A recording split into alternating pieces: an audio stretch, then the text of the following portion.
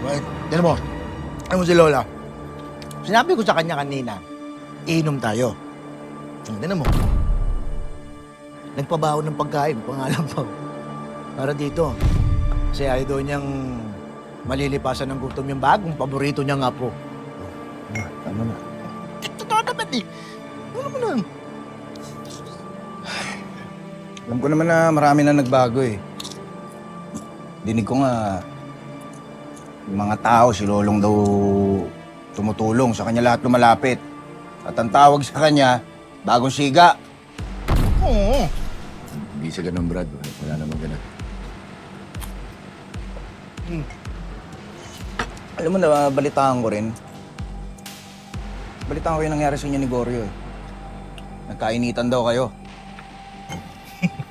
Medyo hindi lang kami nagkaintindihan, kaya yan nangyari. Sabi na tama na, di ba? Narinig mo sabi? Tama na daw! Ako ang siga dito. Ano? Gusto talaga to eh, no?